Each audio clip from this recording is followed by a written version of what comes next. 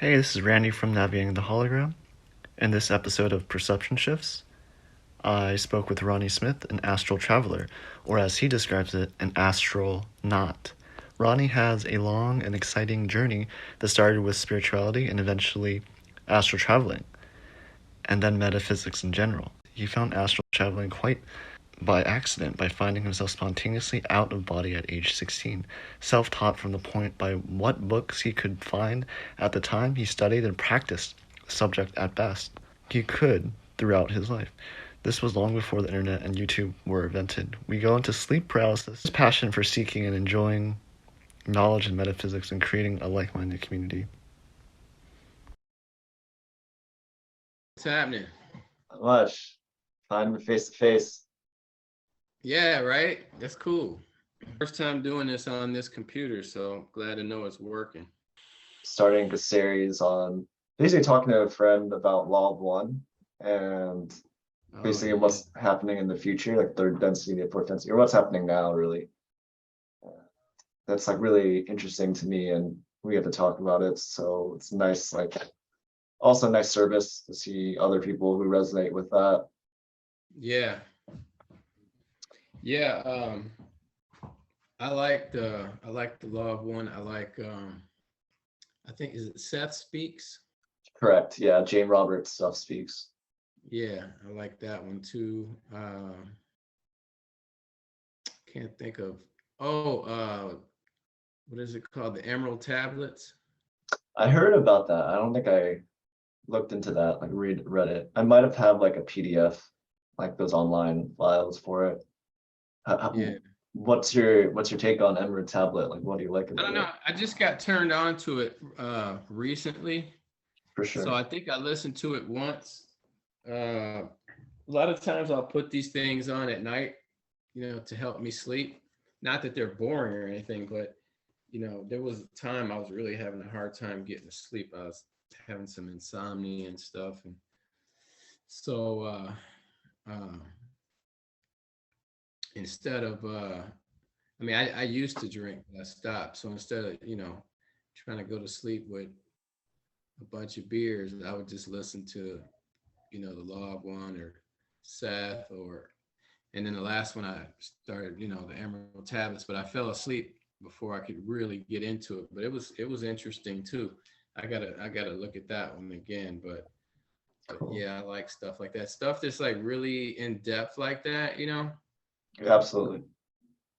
I mean, for me it gives it more credence, because it's so much information and so in depth. And then, I'm like, Yeah.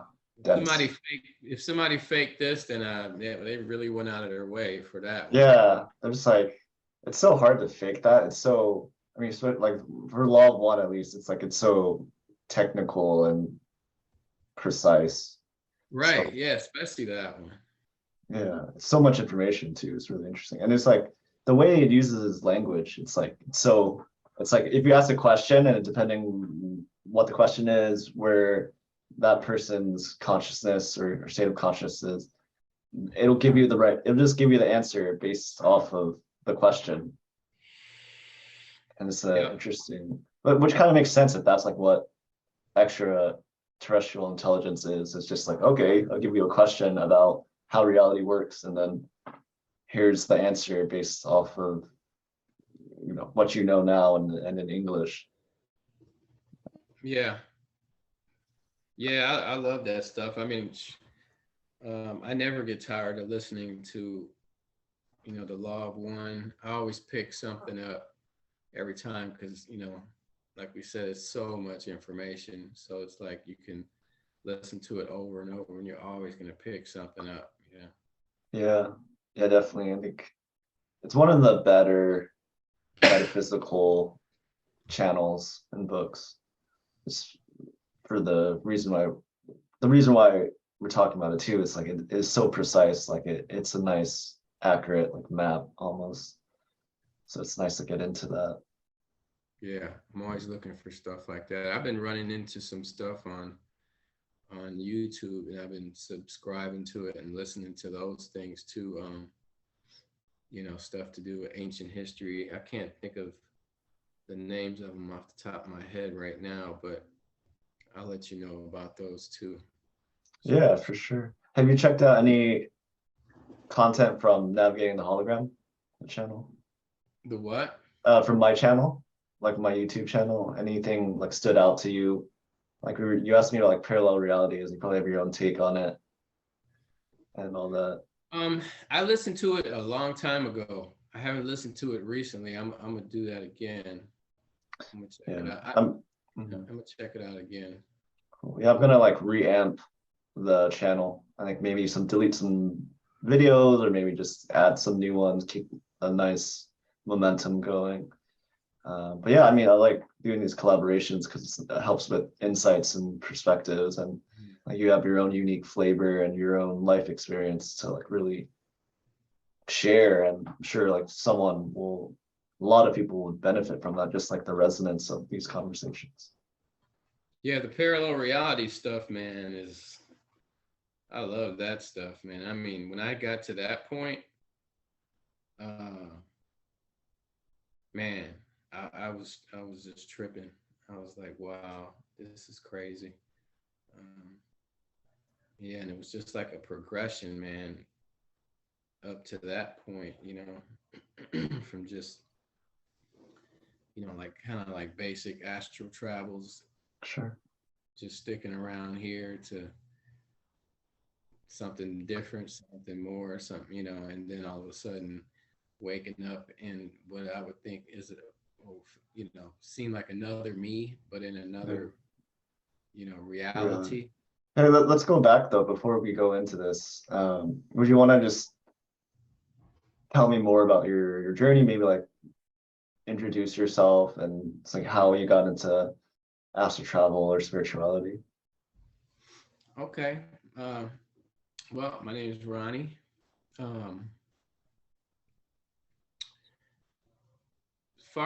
As far as I can remember, the way I was always into all kinds of stuff, science fiction, just anything that kind of felt, I don't want to say out of the ordinary, but you know what I mean. I was just into all kinds of just different stuff, always been really open-minded. I think it's just in me. It's just who and what I am, and, my soul, spirit, whatever you want to call it, realizes that there's a lot more out there than what we see. But my first introduction to astral travel, right? That's what you want. Yeah, I guess. Well, maybe a little bit more like, do you consider yourself pretty normal to get into astral travel, or was there a certain event that got you into searching for out of body experience or astral traveling, like that kind of stuff? Like, how would you describe like your life maybe before? It actually happened to me before I started researching it, which was cool. It was because it happened to me that I started researching it. I wasn't researching it and curious or anything, because back, I'm 60. So when it happened to me, I was like 16 or 17. And there was like hardly no information. There was no YouTube. It's nothing like what it is now. It wasn't even close. So there was really no information floating around about it. It just happened. And but I knew what had happened. There was, I just knew what had happened. I mean, I was in my room, sitting in the corner and looking at the TV. I can remember I was watching Space Odyssey 2001, and I was watching it sitting there on my bed with my back in the corner because we didn't have a headboard. So I was just literally just with my back in the corner of the room. And I started sort of daydreaming. I got into like whatever wave, theta delta wave situation, where I was just sort of just zoning and watching, but not totally conscious of what was going on around me. Hmm. And the next thing I knew, I was on the opposite. I was to my left. Like your body or your like your No, consciousness? my consciousness was off to the left in the other corner of the room, and I was looking at myself sitting in the bed. And right, I knew what was going on right then and there. And then it was like, holy shit. You know, like, damn, like I'm out here looking at myself, you know. And then I snapped back, and I was never the same after that. I knew So, what was possible. so let me ask you those questions too, because that's super intriguing. With like when you say I, like I popped out or like I saw myself, like what when you say I and with that specific reference, so you mentioned I is the consciousness, but it for that part, was it more of a, it almost feels like it's a body too, like I as another body was aware of my physical body. No, no, I had no sense of a body. It was literally like, oh well, I don't see. I actually, to be honest, I can't remember if I had a sense of a body, but from what I can remember, it was more like as if my eyeballs popped out and moved to the other end of the room You or saw it, something. gotcha. A vision, like a mind's eye or some Yeah, eye, some vision. like Sweet. all of my consciousness, all of my consciousness was out and on the opposite side of the room and looking at my physical body sitting there. Um, but I did, you know, I don't remember seeing any like etheric body or astral body or anything like that. I mean, it probably lasted 5-ish seconds or something, you know. There was the initial seeing it, then it was the, oh wow, I'm out of my body. And then there was the, holy shit, I'm out of my body. Yeah, You know, that must have been. and then I snapped back, and yeah, that was the beginning. That was the first time that I consciously remember Must that have I. been intense. Yeah. Hmm? It must have been intense. Like there's 5 seconds, like, whoa, I'm not in my Yeah, body, somewhere yeah, it else. was like the best thing that had ever happened to me. You know, it was the craziest thing that I could remember um, happening. But you know, it didn't even scare me. That's the thing. It didn't scare Yeah. me. So it's possible I might have been, well, you know, supposedly we all do it unconsciously, you know, but I think there was like a connection where my, um, you know, my consciousness knew what was going on. You know, it was just like a Yeah. rec, A knowing. you know, like, oh, okay, wow, I'm out. But I was conscious of this plane, this level of existence. I'm looking at it. You know, I could even see my brother on the other side of the room too, because he was in his bed on the other side doing whatever he was doing. Our beds were like next to each other. Cool. And hold on just a second. I'm gonna close my door. Just a second. Yeah.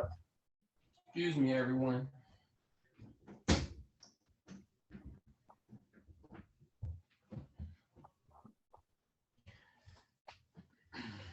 Okay. But but yeah, that was the first time. That was the first time. Um, you want me to go on with the next time I remember? Yeah. So probably same house. And I don't know how much later that was, maybe within 6 months or within that kind of time. You're still 16, 17 Yeah, at your age? 16, I think so. My father, who's interesting, crazy kind of person. You know, he would get us high off of, you know, marijuana back then. And that was the good stuff. I mean, that was the real deal, Holyfield, good stuff. Pure, just beautiful color, you know, bright yellow in color. I think it was, they called it Hawaiian or something back then. And he, you know, we were listening to a Richard Pryor comedy record, and he had got us high, but you know, at a certain point, I was getting too high. Like, you know, it was just like, whoa, I gotta go lay down. And I went and I laid down, and within moments, all I could see, like I was literally floating, and I was turning, and all I could see was stars. I was in total blackness. I was in like space, and it was nothing but stars everywhere, and I was just floating. And I was like, wow, this is cool. You know? Like beautiful and connect. You felt like connected. Yeah, I just felt like I was floating. You know, there was no cold. You know, like everything felt perfect, but it was nothing but blackness and stars. You know, and I was turning, and I was just rolling around, and you know, slowly, excuse me, rotating. You know, and just that's all I could see, and that lasted for a while. Now, if I remember, echo turn off. At that time, I don't know. I guess I felt I was out of body, but it wasn't as like clear cut as the other one. You know, the first one. This one, I was just like, whoa, I'm just floating and I'm seeing stars. You know, it was later on down the line, looking back at it, that I'm pretty sure my consciousness was out somewhere. It might have been out in space, you know. So that was the next time in the early years that I remember. So these first two times, it just happened? Like, or was there an intention or context during that when you were 16? So it just happened, you're saying? Yep, just happened. No thinking about it, wishing for it. Interesting. It just Less. happened. It's like your higher self was like, all right, I'm gonna give you two events to enhance your consciously, or to open that door. Yeah, I'm glad you brought that up, because yeah, that even to this day, I figured it's my higher self that's controlling some of this stuff. We can get into why I know that later, but yeah, I think that was just the taste, the beginning. You know. Did you, as a teenager, do you feel like you're pretty happy, or was there like kind of like struggle with who you were or who you thought you were, like identity structures? No, I mean, you know, we had a crazy life because my father was a nutcase. You know, he was a drinker and druggy, you know, drugs and,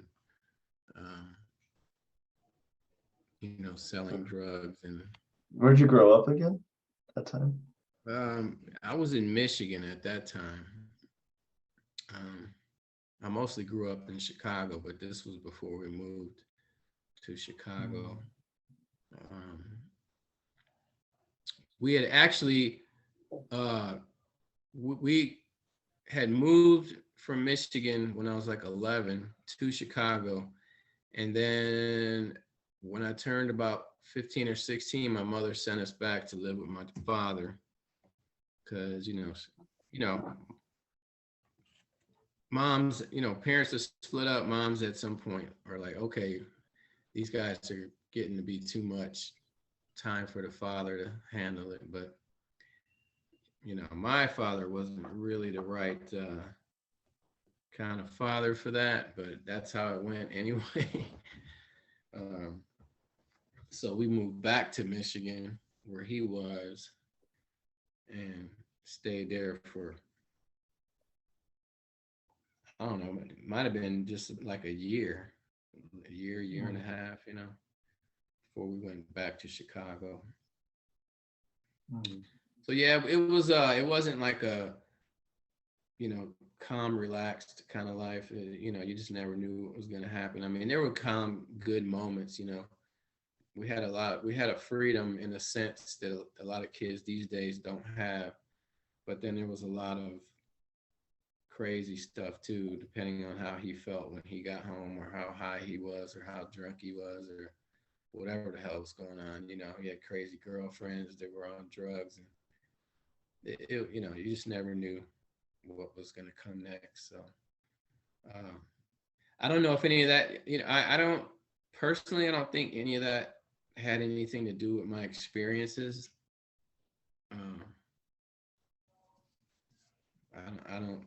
I can't put any connection like that to it. I think it's just something that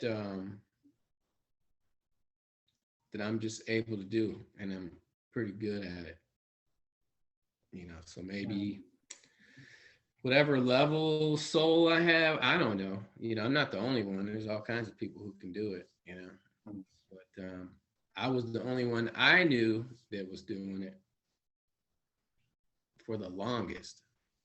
So, and what changed, like when you met other like-minded people or similar people who had other experiences that were similar to what you're having?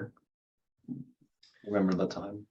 Well, it took me forever before that happened. I mean, it was even rare for me to run into people who were even thinking about stuff like that. I mean, I'm talking all the way up into my 20s. You know, I started searching out for, you know, searching people out. I think in my early 20s, let me see, yeah, my early 20s was the first time I ever came across a book on the subject. Because I would tell my mother about it, and she was open to it, but I mean, she didn't really, it's not like it ever happened to her, but she would listen to me. So I remember coming home on leave, and I went down to a bookstore down the street and I searched for it. I don't know. I don't even remember how I found the book. I can remember what it looked like. I think I've seen it online. It's I can't even remember the name of it, but it was one of the first, you know, books written in depth about the subject. And I found it and I got it and started reading up on it. You know, that was my first, like, okay, this is, you know, this is a thing, you know, that, okay, this happened to me. I have found a book on it somehow. So this is real. Okay. So that was my first like verification that it was you know, a real thing, you know. And it doesn't go away. I mean, you experienced it. So it's not like it was just like a thing. You know what I mean? Like it happened and you'll remember it.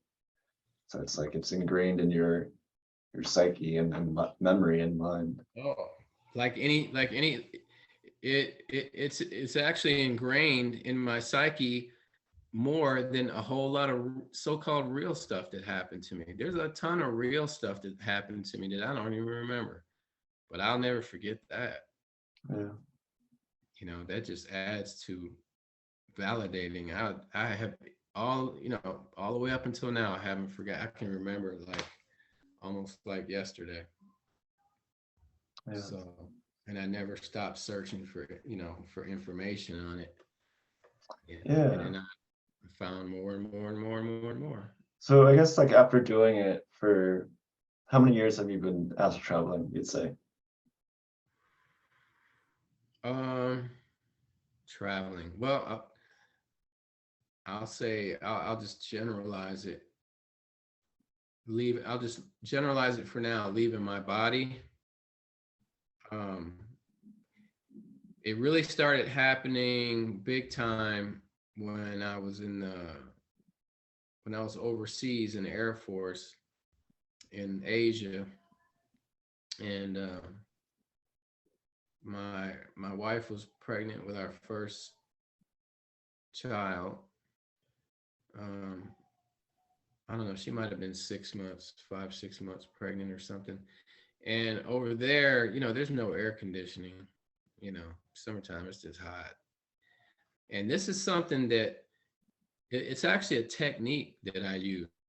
That's when it really started picking up. And I was saying that we would take naps in the afternoon and it would be hot, windows open, hot. Might get a breeze, but it was that kind of a nap where you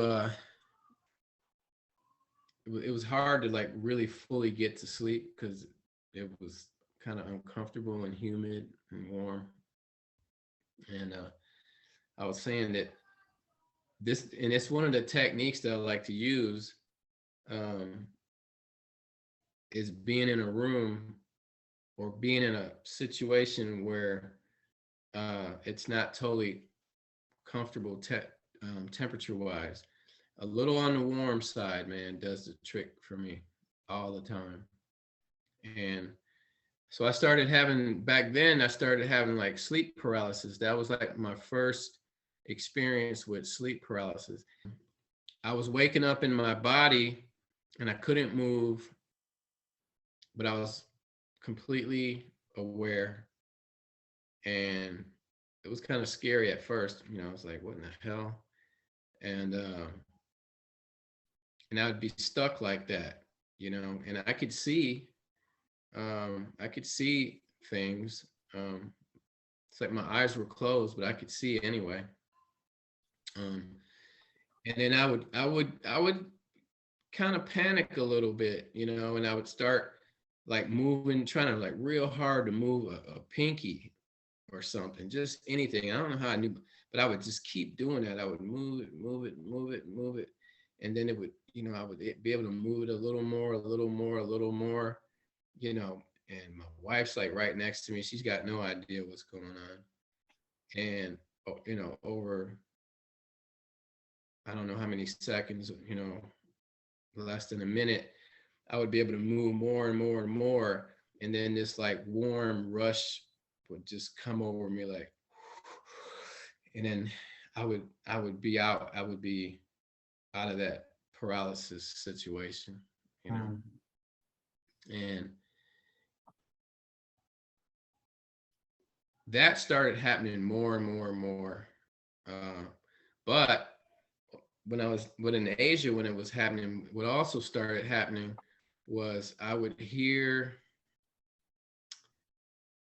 this look like I would be kind of paralyzed, and I would hear this little girl, and it was like she would be like on my side like this, and she would be humming like this, just like a little kid would do, like a little 3 or 4-year-old or 5-year-old, right, maybe. But I couldn't see her, but I could feel her there, and I was like, okay, who was that, and then I started like waking up with my body like in the floor. Like half of my body would be on the bed in my physical body, and the rest would be like on the floor, or sometimes even in the floor. It was crazy. Like I would be in the damn floor, and I could see like under the floor, but I could feel that my body was my lower part of my body was still connected, that started happening, the sleep paralysis, but I didn't leave and go anywhere. That just started happening, Right. So it was happening more and more. And so that was sort of like phase 2. Okay, so I'll stop there so that if you got any questions. Phase two, as in, so you're talking about, can you elaborate, what was phase one? Phase one, you're talking about like at age 16? Like, Yeah, those okay. things, you know, from the stuff I can remember were like phase one. That was like a basic, you know, okay, here's what's possible or something, you know, like, oh, here, let's just pop you out for a second, you know, and just let you experience this. Just sort of like, I don't know, maybe it was sort of a just to let me know what was possible. You Yeah, know? glimpse of it. And then phase two was what you're talking about now, where there was sleep paralysis. You had to use your consciousness to move like your pinky or your body, kind of like creating that connection back to your physical Yeah, body, like bridge it. to reconnect, because literally I was disconnected. Now, at the time, I didn't realize what the whole sleep paralysis thing was about, but eventually that transitioned into like the next, like everything has been done in like phases. That's why I know that, you know, something's in charge. I think it's my higher self, um, something, you Yeah. know, it's taking me along on these steps. Yeah. And each one is like more mind blowing than the Yeah. last. So did you find out like what the sleep paralysis was though? Like a disconnection between the physical body and your other parts of consciousness? Like what is, Yeah, my astral body, got it. Okay. you know, spirit, whatever you want to call it, was literally like out of, you know, like if right now my spirit and my body are resonating at 98.5 hertz or something, Hmm. you know, whatever frequency. Well, when that would happen, now my astral body is resonating, from what I learned, at a higher frequency. I'm doing something, um, and my body's resonating at either way. One's resonating at a higher frequency, one's resonating at a lower frequency, so they're disconnected. Right, it was dissonance.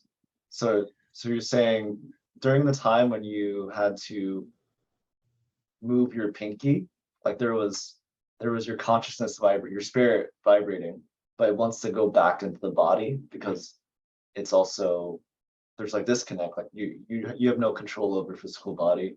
So naturally it's like harmonizing. Well, when it first started happening, I don't think I realized that I was disconnected. I just knew I was paralyzed and I couldn't Yeah, move. So what I was trying to do, I wasn't trying to reconnect at yeah. first. What I was trying to do was just It's interesting. slowly move something to unfreeze my body. I know what you mean. Yeah. So but it's interesting, like we still use like I, like my body, or I, like I wasn't there but I moved it. So like the sense of your identity was the consciousness like going into your body, like moving the body. Like there's a separation, it sounds like you're describing separation, and then Well, I mean, there is a separation, but it's not, there's no distance. oh yeah, There's a separation, but you're not gone anywhere. At least right. in some So of them, not unless I woke up like hanging out of my body, then that was a little bit different. But most of the time, I would just wake up frozen. But it's because I know now what was going on. But then I didn't know. It felt like my body was just frozen and I right, couldn't move. so you're saying it's like it's still accessible, it's just like it almost is like part of the brain, or the function is, it's not there, like the body wasn't moving, but that doesn't mean that it's not accessible. Like your consciousness can, like you're out of body, but you still just need to just move the body. It's like the same, it's like moving a hand right now or moving the right hand or left hand. It's like we know how to do it, but we just have to, it's maybe not like plugged in, the wires aren't probably connected until you consciously move it, like the Yeah, I finger. mean, I mean, part of what I'm saying is because of what I know now. But back then, like I said, I didn't realize I was in the process of disconnecting. Like if I'd have known then what I know now, I would have just sat there and let the process happen, because there's more to the process if you let it happen. But back then, I was more in a slight panic, because I was frozen and couldn't move. So I was fighting it. I was fighting what I didn't realize what was actually happening. So what happens after that, if you just let it, I wasn't letting that happen because I didn't know at the time. So I was just trying to get my body to move, get it to move, move some fingers, move something. And then eventually what I was doing was my frequencies were starting to match again by me doing that, by me wanting to be unfrozen. I was unconsciously telling my higher self or whatever, okay, I want to phase back into normalcy here. Okay. Yeah. It's not what I was actually thinking, but that's what I was doing. And so, after a while, I would start to move, be able to move more and more. And then at some point, this like a warm rush would come over me. And I guess that was the reconnection, and then I would be like normal. I could get up, move around, I would just sit there and go like, what in the fuck is going on here, So you feel like the warm rush, like do you feel like that's energy or is it like blood? No, I think it was the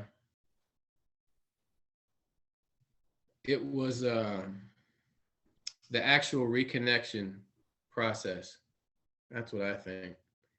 It wasn't necessarily warm, but it was like a rush feeling, like an energy feeling, of just, and then I would usually wind up taking a deep breath, Yeah.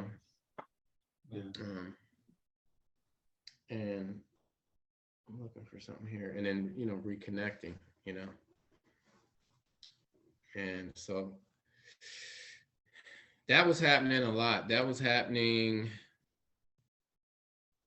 then. And where did we go after that? That happened for years before I actually started, until I actually figured out and got over the fear of it, because that was just the beginning, the sleep paralysis. And then the next phase was something else. So you can ask any questions you want. What phase was I calling that phase? Phase two. Phase 2 was the sleep paralysis. Okay. Yeah. So how old were you when phase 2 happened? Sleep paralysis. Probably like 20, 21. Yeah. That's because, yeah, she was pregnant when I was still 21. I had just turned 21 over there. And let me see. 20. Yeah, I was like, yeah, I might have been 22 actually. I had already turned 22 when that happened.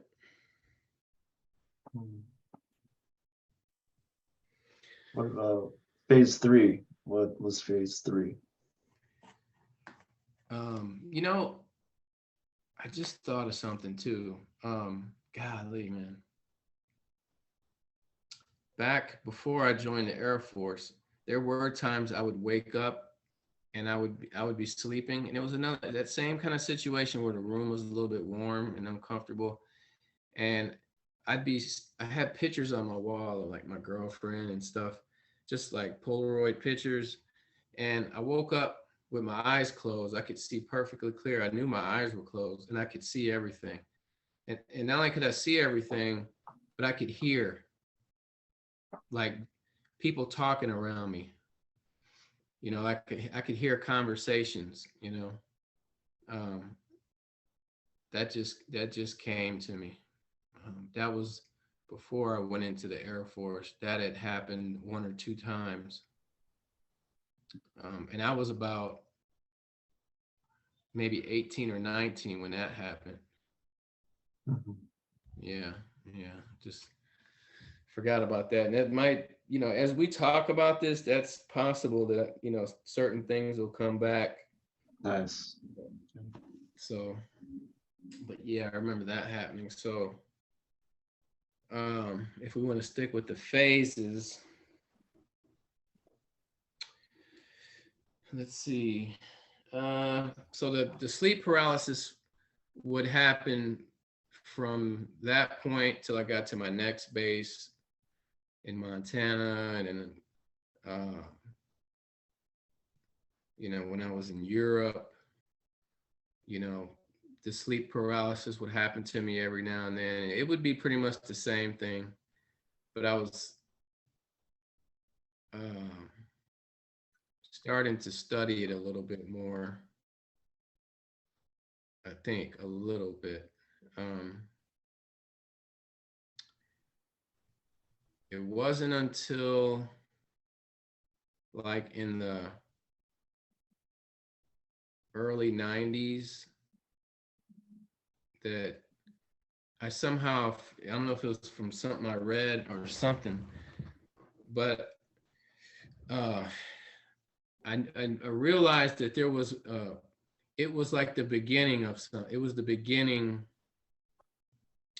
of being able to go out of body.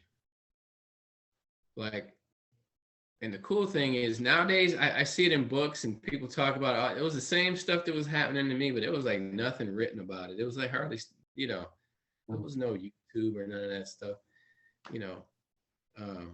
so that's why I'm totally validated, because now there's so many people that talk about the same thing that was happening to me, but at the time I didn't have anybody to tell about it,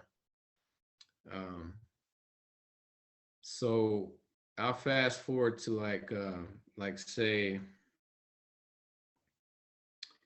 93, 94, 95-ish area. Somehow I can't remember, but I figured out that the sleep paralysis, well, let me back up. What started happening next was the vibrations. What phase were we on? Phase 3 right now. 3. So if the paralysis was phase 2, the vibrations would be like phase 3. Okay, now I would wake up paralyzed, but my body was vibrating like fast and loud. It was loud. Now that, I'm used to the, being paralyzed now. That's like happens all the time. Now I got this loud vibration thing going on. I'm like, what in the hell? Now I'm nervous again. Like, what in the hell is this? Sure. And so now just about every time I would wake up paralyzed, it would be in conjunction with very strong and sometimes loud vibrations.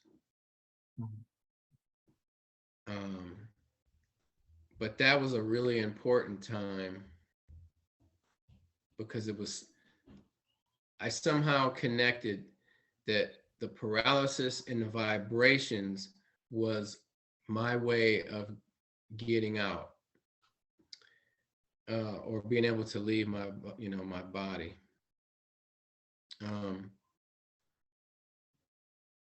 But like there was this point where I just realized, or I don't know if I saw it somewhere or I realized it, that I had to get over the fear and I had to let the vibrations happen, like not fight them, not fight the paralysis, not fight the vibration.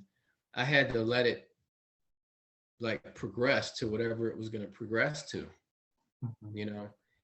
and I'm pretty sure I did read something that did say that that not to fight it. Can't remember what it was. And to be honest with you, I can't remember if I, read it or just realized it. But at any rate, I knew that I had to get over that fear, and I had to let it go. Like this, like I didn't know what was gonna happen though. You know what I mean? Because it would get stronger and stronger and stronger, and I was like what's about to happen here? I had no idea because I had never done it before. Yeah, it's awesome. Fear or let go, or fear or love. So this next phase, you had to really accept and let go of the fear, basically. Yep. It was really like a trust thing, Yeah. I had to really get over a fear. I had to, like a leap of faith, like I didn't know if, I didn't know if I was gonna die. I didn't know what the hell was gonna happen, Sure. It's not something that happens to a person every day. In fact, from what I know, it's not something that happens to about 96% of the world's population. The near-death experience or No, just the vibration. vibrations I know a lot of people experience sleep paralysis, but I don't know how many of them. Well, I know from something I read said only 4% of the Earth's population is able to astral travel, or actually consciously does it. Everybody's capable of it, but there's a very small amount of people who are actually doing it. I don't know where they got that information, but that's what I read. Maybe there's more now because people are getting into it more and more and seeing it on YouTube and all this stuff. What do you think are the benefits for you, like from doing it? Like, what has been the biggest like aha moments or gratifying experiences? It's like, why do you do it? Because it's the coolest shit you can possibly do. Like there's nothing on earth. There's literally not one thing I can really think of on physical earth that comes close to what we're capable of in this realm of possibilities. Like, maybe like a wing, like doing a wingsuit. Yeah. Wingsuit, Nice. something like that would be close. Some really dangerous stuff on Earth would probably give you that same kind of rush, But the difference is there's a dang good possibility you can die physically from doing that. Whereas in this realm, you can do that same stuff and you're not going to die. The worst that'll happen is you pop back into your body if you get scared. But when you're astral traveling, do you sometimes feel like you forget you're astral traveling and you feel like you're on Earth with your body of Ronnie? Say that again. So like if you're astral traveling, do you ever forget that you're actually astral traveling and then you're actually you believe that you're on Earth, that you could die, like you have like a moment where you forget you're astral traveling? Like, does that happen, or are you clear that you're astral traveling and you could do whatever you want? There's and it is so important. It's like one of the most important things when it comes to astral projection or traveling or anything. There's two types. There's two basic types. There's conscious traveling and there's unconscious traveling. Now, you can be unconsciously traveling and become conscious of what you're doing.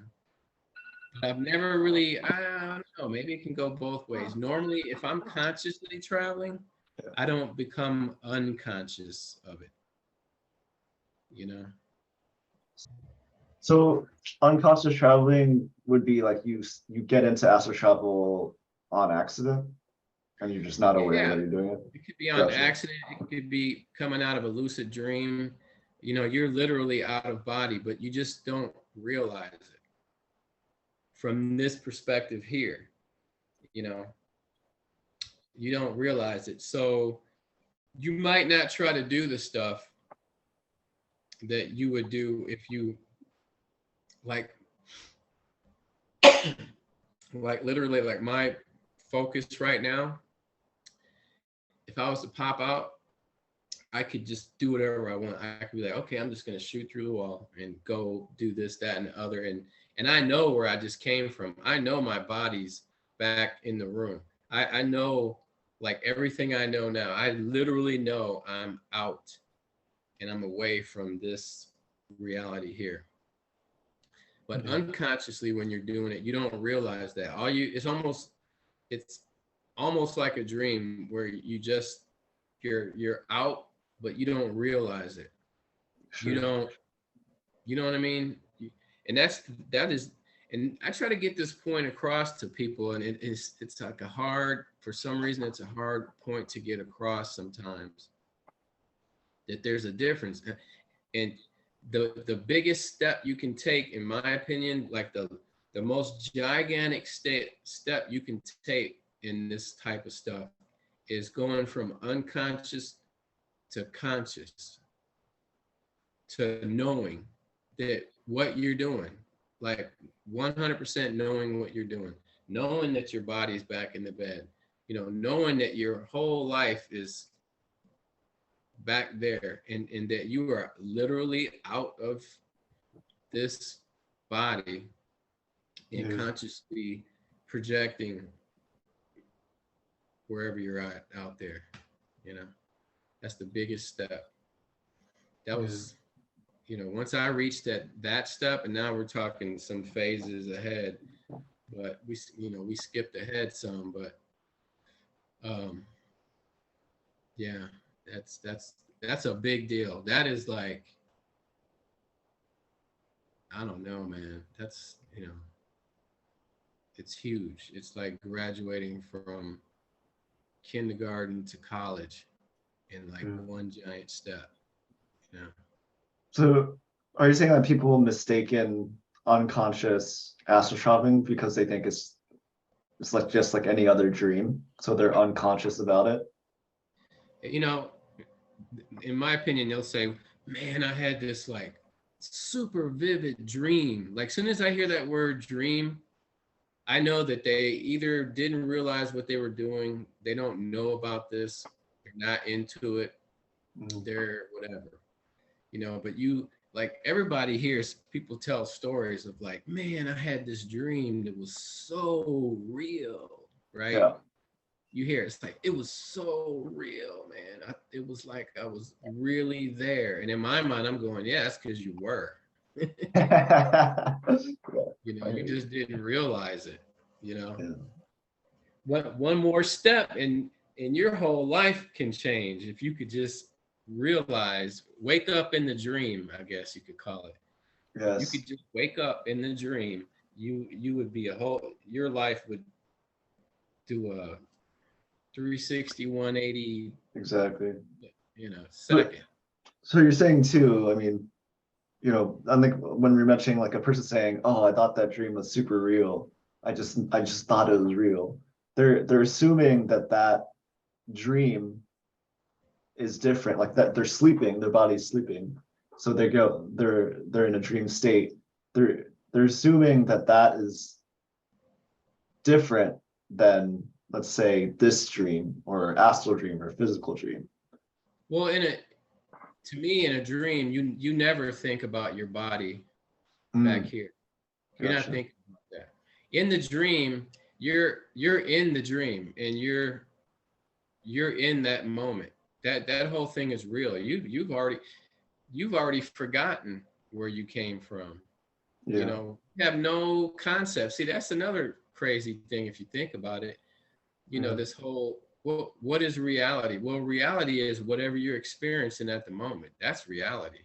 So in that dream, let's just say you were in that dream and you're not realizing where you came from. Well, if your physical body all of a sudden died,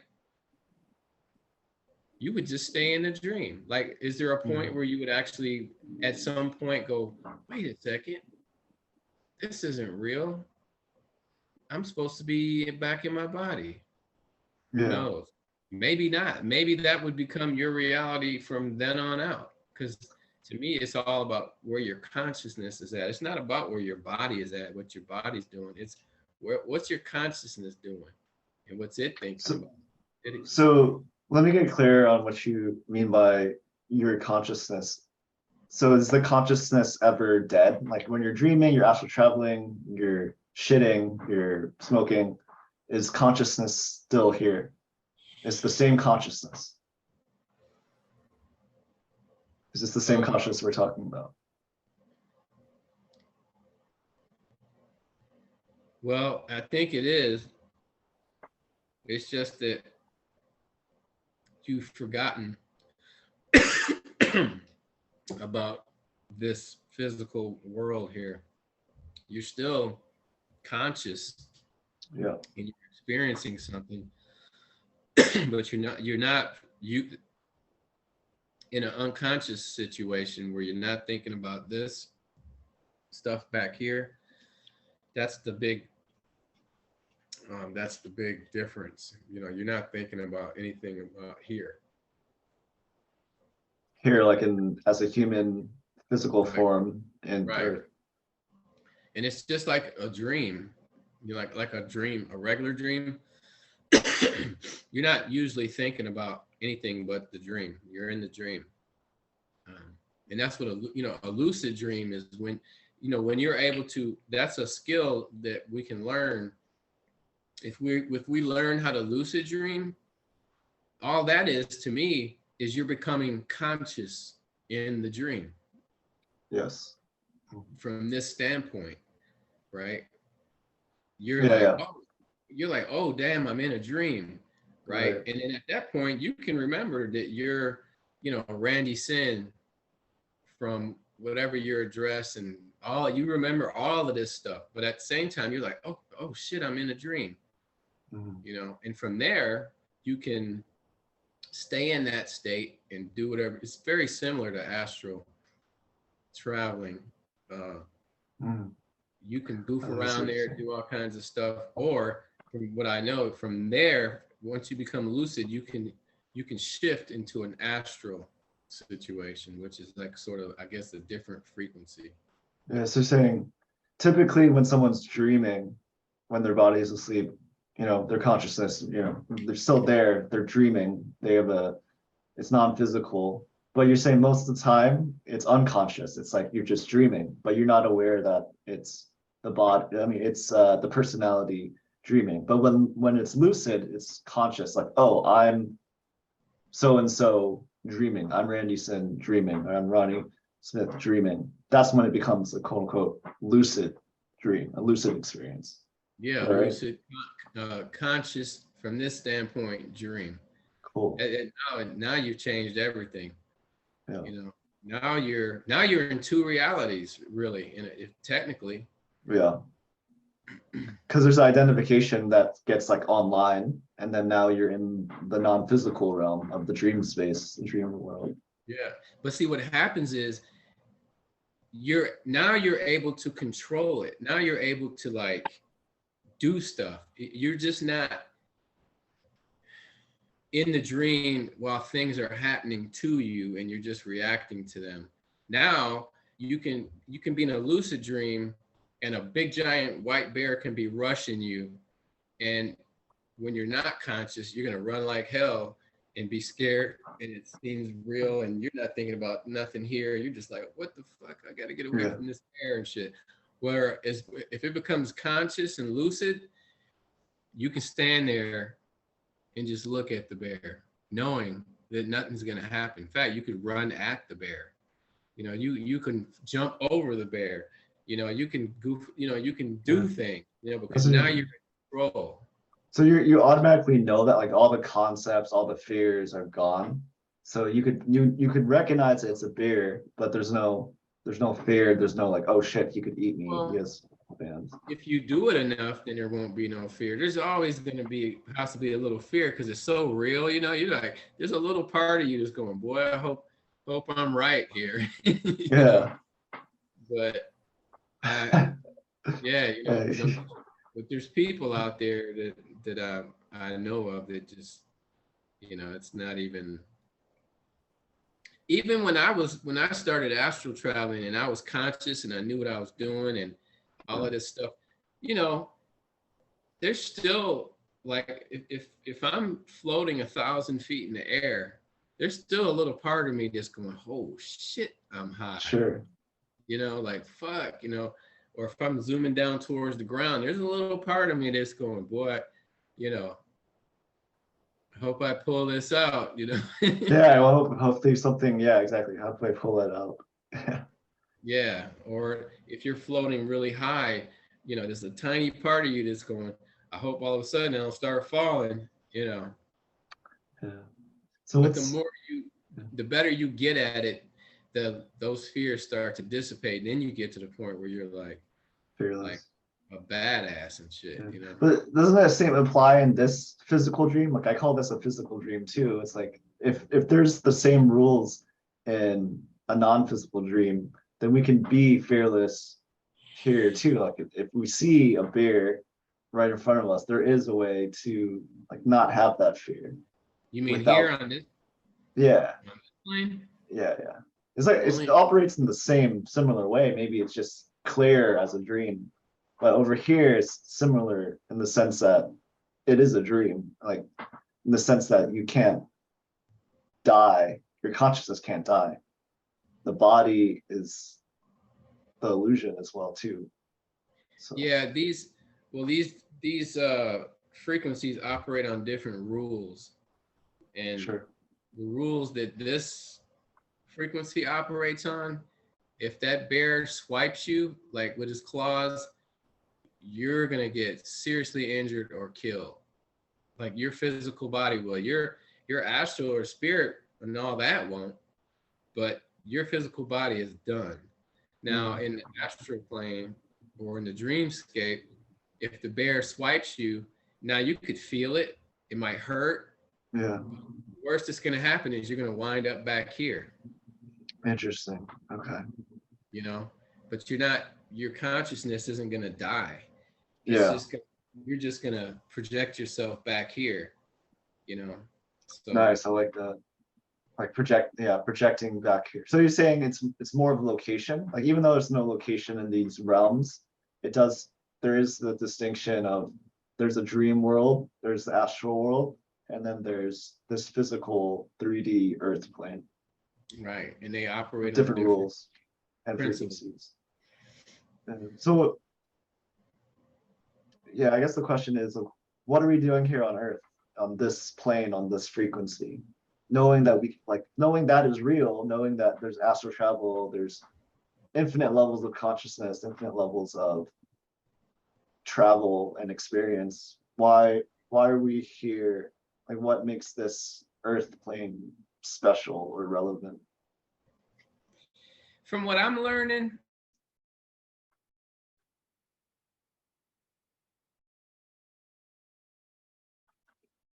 Okay. like to not operate on those rules where everything is just you can create and nothing can kill you and you can do all of this stuff, you know. And from what I've heard and kind of learned from different areas, and there's sort of a feeling in me that it makes sense. We come down here to be able to experience like all these limitations. You know, it's like uh,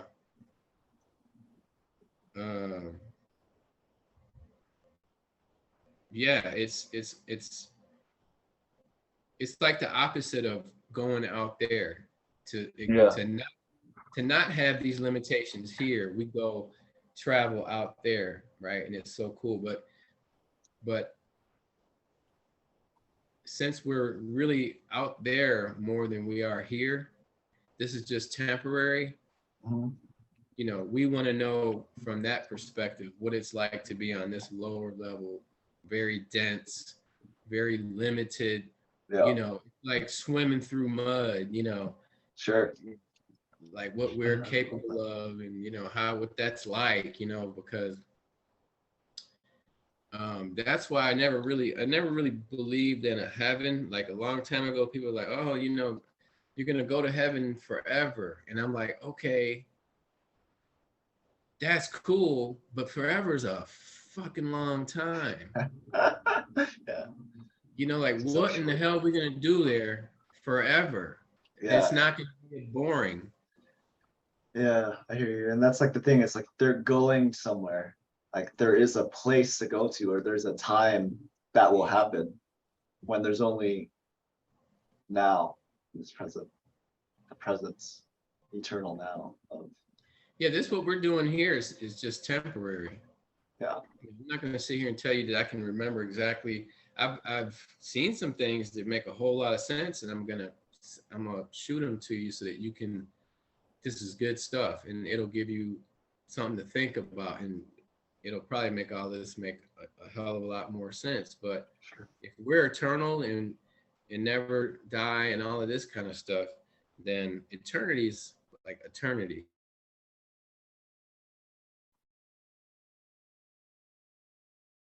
Um, Sorry, my mic popped out. So you tell, the last thing I heard was eternity. um, yeah, like I was saying, eternity's a damn long time. Are you still having problems? No, I can hear you. I'm just taking off my earbuds. I can hear Yeah. you. So that's a long time. You know, forever is forever. So you got to have something to do in forever. You know, and from what they say, the whole point of our existence is to gather all these experiences, and eventually, at some point, bring it back to source. You know, and merge back in with source. You know, Beautiful. but that could take, from what you know, from what I've heard, that could take millions and billions of technical years, you know, Earth years. That could, you know, that could be a long time. So that's why, you know, at least in this existence, when we come here with no memories of where we came from. Most of us. I heard there are those that do come with their memories, but usually they're on a different mission or something or whatever, you know. But Yes. so you know, we come here with no memories of all that stuff, so that we can, you know, live Okay. this, yeah, focus on this existence. Because even with me, when I was able to start doing this stuff, it really started taking my focus off of this existence, and I was focusing more on that than I was here, and it was actually starting to become a problem. Yeah, that's interesting. So there's like a, your higher self balances it out. It's like, okay, Ronnie, you can astral travel, but you're here for a reason too. It's like you're here on Earth for a reason. Yeah, I mean, literally, I haven't been able to uh, travel for you know, 2 or 3 months at least now, and I realized it's my higher self or whatever shutting it off because I was starting to lose focus here. You Yeah. know, we're here for a reason, and if we lose focus, then shit starts falling apart here. Yeah. You That's know, very true. Catalyst. And yeah. So I had, you know, and I was cool with it because I did really need to start focusing on things here. And you know, I know what's possible. I know because it was really starting to get like crazy, like not crazy in a bad sense, but just the leveling up of what was possible was really starting to get, you know, like yeah. whoa, you know, to the point where I didn't care anything about what was happening here. So yeah, so correct me if I'm wrong, like with, because it sounds like when you're leveling up, does that muscle, it's almost like it sounds like you're training your muscles too, like your spiritual muscle, your visual muscle, or your feeling or astral traveling muscle. So does that get integrated in this 3D world? Like all the learning and realizations you have during astral travel, can it be downloaded here? From what I know, it can be if you learn how to do certain things. But it wasn't for me. Like I wasn't getting anything from that side that was helping me here. Yeah. I never got to that point, but I know of people who, for instance, are able to project into other versions of themselves and learn things. I heard a story about one guy that in this life was supposed to write a book and he'd been putting it off forever, just procrastinating, half-assing it, you know, but he projected into another version of himself that actually finished the book and actually was having book signings and was getting success for it. And so what he started doing here was projecting himself into that reality and trying to take information and bring it back here. And he said that his other self could see him and told him, get the hell out of here, do your own book. Yeah. Don't come here stealing ideas from me, do it yourself. You know, that was kind of funny. I mean, that's the level of stuff that we can do, you know, but in my case, you know, something decided because I wasn't further enough along in this reality and taking care of stuff that I was supposed to do here, that it got shut down. But I still have, like now, like the vibrations, that's gone to a whole new level now. Like the vibrations are different now, way different. They're on such a high, fast frequency that they don't even feel like a vibration. It's more like a very high pitched sound that starts happening in my head.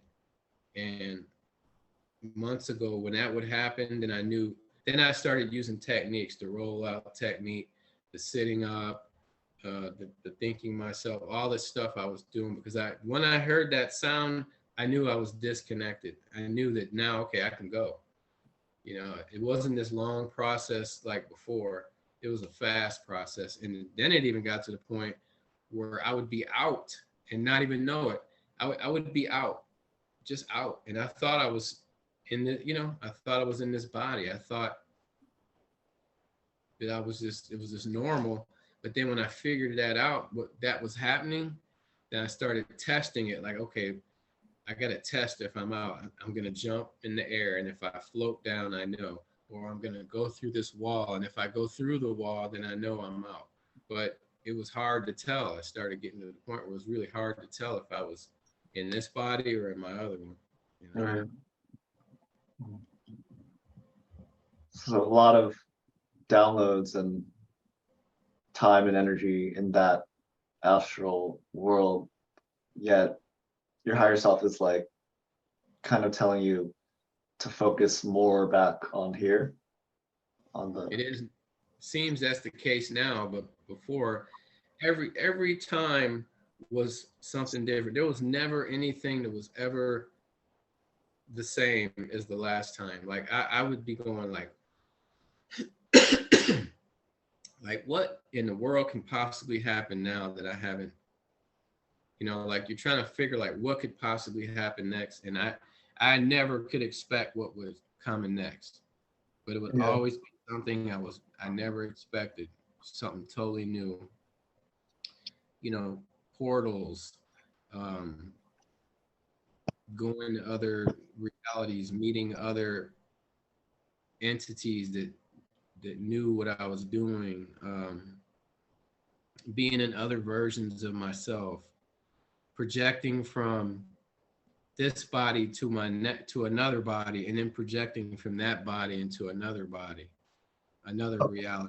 Like almost from your perceptual lens, like sequence, like I'm here in Vegas and then jumping to another planet and then jumping to another timeline, kind of like that. Or yeah, it was more like another timeline or alternate reality or version of myself I could wake up, and it could be in another timeline too. Wow, it's kind of hard to explain. Like one time, I I left here. I knew I was leaving here because some of this stuff happens really fast, but you're able to think super fast too. Like the amount of thoughts and realizations that can go in your through your mind in just a split second is crazy. So I knew I was gone from here, and the next thing I knew, I woke up in another body in a house I used to live in before I went into the Air Force. I was in my bed in that room, and one time, and then I immediately had the same sensations, and I left from there and went somewhere else. And then one time I woke up in that reality, a similar one, but I was in another part of the house, and I was talking to people that I know now, but in that house. It was like another version, another reality, like another possibility, you know. But I was, in my mind, I was conscious of what was happening from this perspective here, for the most part. There's like all these different things that are possible, like almost anything you can think of, it's like infinite possibilities. Yeah. I was just like doing more and more and experiencing more and more, but what messed it up was I was really focusing on that a lot more than I was focusing on my life here. So did you, during the astral travels, did you try to travel to maybe like your loved ones, like family or girlfriends or your wife, of like if there was something like in the 3D, there was some tension or something that wasn't smooth, but you go to the dream world, you go to the astral world, like, fix it. Is that like a intention you could do? And have you done something like that, like to work things out with loved ones in this plane? No, the only person I ever tried to contact was my brother, because I would tell him these stories, and then we set up he lives in outside of Chicago, and he would listen to me. I said, okay, let's set up an experiment. You put something in your room and don't tell me what it is, but tell me what table it's on, and I'm going to try to come there and see it and then tell you what it is. Because he said, if you could do that, then I'm 100% convinced, Yeah. At the time. That's, it's like he believed me, but it's hard, you can believe a person, but until you actually have some kind of proof or experience it yourself, then never going to be able to it, And so we set that up, but I was never able to get there for some reason. Like I could be out and I could be thinking about it, and I just couldn't get there. And I remember one time I woke up in this like a courtyard. It was like a red brick building. It was sort of like a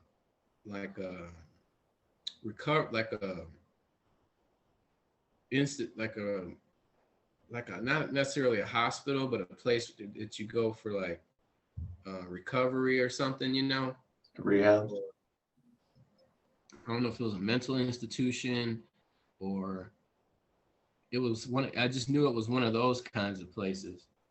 And when I got there, I was like, okay, I'm gonna leave from here and go to my, because a lot of times I would forget to do it, because once I got out, all I wanted to do was have fun. I just wanted to fly around and see things and go to different realities and all this stuff, So I kept forgetting. And then I was like, okay, this time I'm gonna just not have fun, and I'm just gonna do this thing we said we were gonna do. But when I tried, something was like some entity, a little small one, was holding on to my legs and it wouldn't let me go. I kept trying to leave, and it was holding on to me. And so I started running, but I wasn't running, I was flying away from it. And I was like literally bouncing off of walls and jetting off of walls, trying to get away. I wasn't scared of it, but I was just trying to like lose it, you know, so that I could just get out of there, you know. And then I eventually I did leave that place, but I wound up somewhere else, and I never did get to my brother's. You know, to this day, I still haven't done it. You know, which is a little bit disappointing because I wanted to really blow his mind. You know, because like some of the meetup groups I used to go on, there were people who would do that. Like they would show up at a friend's house and their friend could actually see them, you know, and they'd be like, were you in, you know, this one time this lady was doing her laundry and the other lady, her name was Susan or something. She was really good at this. And she showed up in her friend's laundry room where her friend was doing laundry, and her friend like could feel her presence and turn around and look, and I guess she could see her a little bit, and she was like, oh. And then later on they talked. She was like, were you in my laundry room with me? She was like, yeah, I was looking right at you. She was like, yeah, I saw you, you know, I could feel you were there, you know, I could see you or something like that. So there's like just all these different things that are possible. There's like seems to be no end to what's possible, you know, just each person has their own experience. And that's why I get frustrated with people who, when you're talking in these rooms and you get these people who are like, oh, that's not possible, it's never happened to me. Okay. Yeah, belief systems, egos. Yeah, the egos start coming in. I'm like, well, what you talked about never happened to me, but I'm not, you know, I'm not saying it didn't happen to you just because it didn't happen to me, you know? Yeah. So, yeah. That's cool. Yeah, it's nice to hear that too, like the attempts, like with your brother and like other people's experiences with it, tool-wise. And Yeah. I do feel like we're on the same page with the earth thing. Like it's like a teach learning, like we're here for a purpose. Sometimes it's not super clear, sometimes it's clearer than others, like the mission aspect. And yes, it is temporary and it's for like the soul's growth. For maybe it's for everyone if there is only one consciousness too, like level one.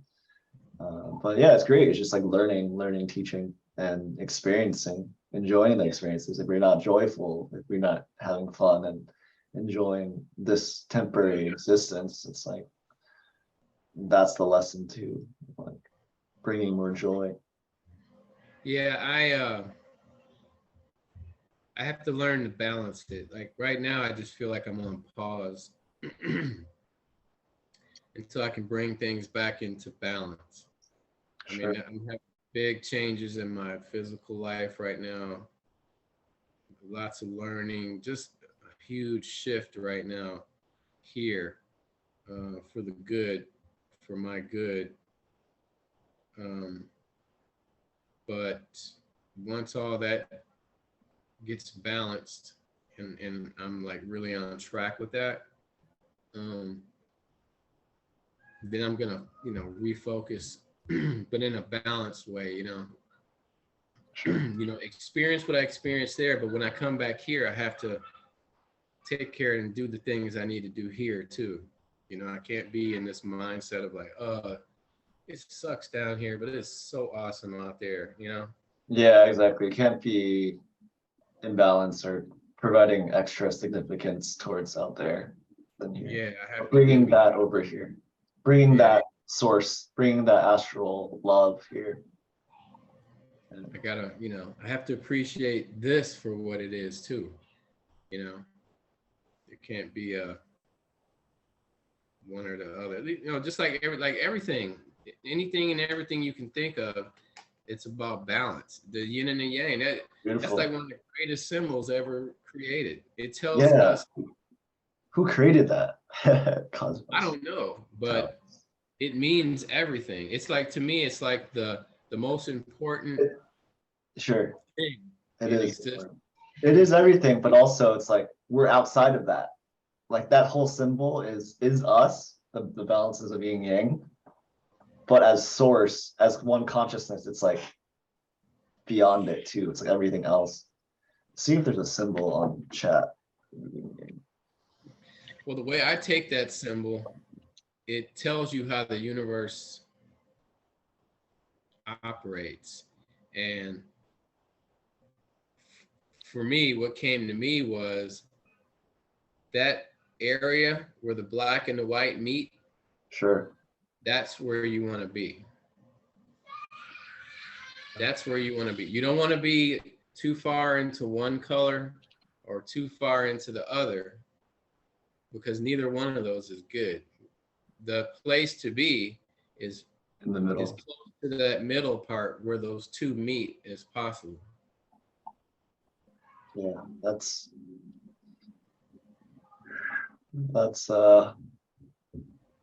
in law of one talks about polarizations and like balancing the polarities of consciousness.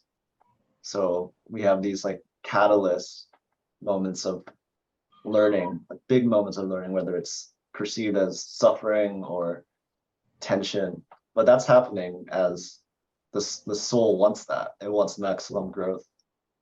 So it Well, involves. it's a dual universe. Everything has its opposite, like every single thing. Up, down, left, right, in, out, here, there, fast, slow, hot, cold, Beautiful. hard, soft, bright, dark. Like, you can go on and on. There's no one thing that can exist without its opposite existing. Good, evil, you know. But it's about balancing, you know. You Or don't want to, accepting, huh? like accepting both of them. Like a what? Accepting both of them because it's like Oh yeah. that it's opposites. You have to, because there's so many people, especially in this so-called spiritual work, that word drives me crazy now. But, they just want it to be all love and light, Sure. right? Love and light. We're going to move into the this, that, and whatever dimension, and everything's going to be perfect and all that. And I'm like, nah, that's not really how it works. Exactly. It's Polarization. Yeah, you got to balance it, and you have to be able to accept that the universe is built that way. It's made out of what we consider good and what we consider evil. Like, if a lion is about to eat a gazelle, we want to look at that as evil. But how does the lion see that when you stop him? Lunch. He looks at it. You know what I'm saying? Like, if you stop him from doing that, yeah. if he's probably looking at you as being evil. Well, yeah, motherfucker. That's my lunch. Yeah. So it's like perspective, Always. Yeah, that's beautiful. It is opposite. That's what I'm saying. It's like there really is no, in that perspective, there is no good or evil. It's like you can say stopping the gazelle was evil, but it's also good because he's eating his lunch. So it is all perspective, and there's no, like, even the concept of good and evil is still human. The universe doesn't see it as good and bad or evil. It's even hard for me to accept. I mean, there's some really things that happen that we consider evil, but there's good things that come out of them. There's growth that comes out. It's like a supercell thunderstorm that comes and and destroys everything, and then at the end there's a giant rainbow sitting there, Yeah. Or a lightning bolt hits the ground and burns the whole forest down, but then what it just did was it fertilized that whole area, and the most brightest, greenest plants start to come out through that fertilization. Like, there's all these good things that happen. A volcano can erupt and it sends all kinds of crap everywhere and destroys stuff, but it builds new land. You know, it does all this other stuff that we don't think about because, you know, that's just how, you know, how we look at it. And it's tough to realize that the universe does some really wild stuff to be able to make other good things come out of it. Sure. You know? And same with humans. I mean, humans kind of focus on the negative, but if we see the negative is actually part of the process, part of the alchemy, part of the polarization, then everything is fuel for the good. Everything's fuel for love and light. The darkness is also part of that process. Yeah, it is. You know, it really is. It's, I don't know, man. There's unlimited lessons. There's unlimited experiences. There's unlimited. But most people, through really no fault of their own. I mean, I don't look down on it. You know, they're caught up, and sometimes I envy them. I don't know what's in the air. Love. But what'd you say? I said love is in the air. Yeah, love is in the air. Choking on love. It's making me cough. But they're like totally 100% focused on this life. They don't even think about stuff we're talking about. Sure, yeah. And they're in it. Now I don't envy them because I still want to have a balance. I want to be able to be in it, but yet know these things too. But sometimes, you know, to live here, you know, they're very focused on this, and they're at an advantage as far as, I don't know, in some ways it seems, you know, because they're they're really focused. You know, they're not distracted with the stuff I get distracted by, you know. Exactly. But it's an illusion, right? Like it's in the matrix. So no matter how focused and how confident, how successful that entity is, could be his mission, it could be his incarnation, it's still not the real truth of why you're here. Like definitely this incarnation, any human being, like the potential to be living in 2022 is amazing. Like you can grow as a soul for one lifetime. You could grow tremendously. And that's kind of what Law of One talks about, of catalysts and the amazingness of this incarnation of the experience. yeah, but all even all this stuff that's going on that is super frustrating and everything, if you look at it from a perspective of, wow, I get to see that. I get to see a COVID pandemic happen. You know, I get to see planes flying in the towers. You know, I get to see, you know, like if you look at it that way, like just an experience thing, Yeah, sure. and you don't get wrapped all wrapped up in it.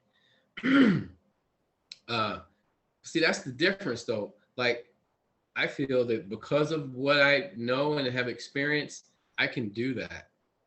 Right? I can look at those things and not get so wrapped up in them like they're the end all be all. Like a person who's totally focused in this reality will go crazy about stuff like that. Sure. It'll ruin their everyday life. Whereas I realize that this is just, you know, this is just reality. When I die, none of this stuff's gonna matter. Like I feel like, you know what I mean? Like, sure. You can look at it in a way where I don't take it like so serious, although it does affect me here sometimes, but I don't get all bent out of shape with it. Yes. You know, because I have the luxury of knowing that this isn't real. Yeah. It's real, but it's not real, you know. Yeah, it's not real. It's dream. Yeah, it's just a dream. It's a quick thing, and once we leave here, and that's the stuff I'm going to send you. The people who have NDEs, you know, near-death experiences. Sure.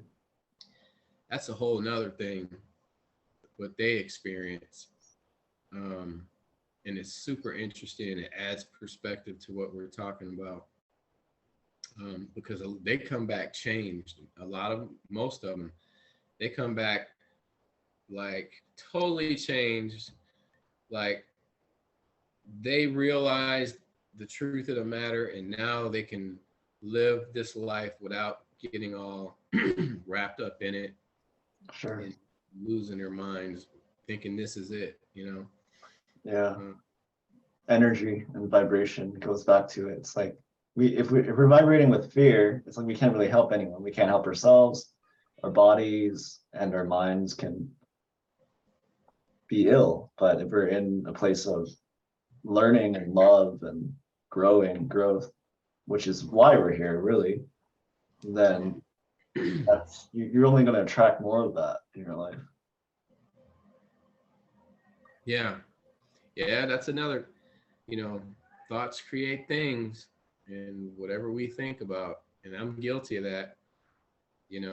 I literally created my reality thinking the wrong, getting wrapped up in the wrong thoughts, and I totally forgot, in a way, not 100%, but I didn't take it serious enough that I was creating the reality that I was thinking about.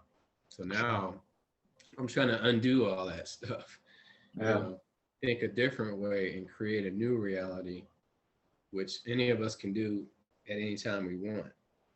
absolutely. It takes practice, it takes focus, and time. But yeah, we that's the we're like mini gods running around here who don't realize that's what we are. We can, Creators, sub-creators. yeah, we're creators. We can create anything we want, and there's not a thing that you see on this earth really that wasn't a thought first. Yeah, even the universe is a thought. Our brains. Yeah, It's amazing. something thought it up. Yeah, Yeah, it might wasn't have it been. wasn't the ego, or actually it could be the ego, but even behind it, it's like there has to be a higher power and God behind it. Yeah, and we think of it as such a higher power because we're in this reality here. So stuff like that seems like God and like all this stuff, right? But I feel like once we come out of this, that we don't really look at it so much that way. Yeah, all is God, isn't Yeah, it? everything is God. I mean, if you break everything down to its lowest denominator, it's energy. Mhm. To me, that's where I first discovered God was, you know, I was reading some book and it was really scientific, man. It was a thick book. It's called Nuclear Physics, if I remember right. Man, that was one of the best books I ever read. But basically, because of reading that, I started breaking everything down, at molecules, atoms, like down, down, down, down, down. And if you go down to its pure level, it's just energy. Yeah, everything's Now, energy. everything is energy, just vibrating at different frequencies. That's the closest to me you're gonna get to God, if that's how you want to put it. God, Sure. universe, I don't know, whatever this thing is, you know. Fractals. And it might go even deeper. It probably goes even deeper than that. It's just our little peanut minds wouldn't even be able to handle it, Our Yeah, the human brain body. filters. But like again, I think it's what you pointing out with the feeling. It's like beyond concepts and our senses. There's a feeling and knowing that we're all connected. That everything is that same energy of God, of love, connection. Yeah, we're all connected, but I mean, a lot of times it doesn't feel that way because you know, we individualize everything as being separate from us. Yeah, it's conditioning basically. Like even in Yeah, astral travel or dreaming or near-death experiences, there's still a separate, assumed separate entity or ego. So yeah, the ego kind of like blocks that. So it's not a good or bad thing, but it does block the truth that we're all connected, and we always have been connected, and like inseparability is law too. So with that, it's like, yeah, we all have this assumed individual ego, individual separation, but it's not necessarily true regarding that. Yeah. Yeah, there's a guy that I've been listening to a lot. There's been certain motivational speakers, and a lot of them are from way back in the 60s, all the way into the 20s, the early 1900s. They were saying all this stuff. None of this stuff is new. Like, Yeah. this stuff isn't new. Yeah. If anything, we're rediscovering it. Yeah, even like Buddha and Jesus, it's like they're telling it like in the scriptures and their teachings. Yeah. We're literally rediscovering super old knowledge. Yeah. But we think we're so advanced and modern and all this stuff. Man, we're just like, no. We're not even close to where we could be or where we used to be. Yeah. So maybe that's, this lifetime of like transitioning to that level of consciousness, of unification. Yeah, it's I feel like I'm going through an evolutionary process that many people have gone through and way beyond throughout history. Like, yeah, like I look at stuff from the past and what's possible, and I look at myself as being like Lord and an infant, as far as, what I know and what I'm capable of and what we're capable of and what's out there, Yeah. It's not even really what's out there. It's, it's said it's within us. It's inside of us. Like, we always want to travel out that way, but really the journey is inward. Sure. That's where the journey is,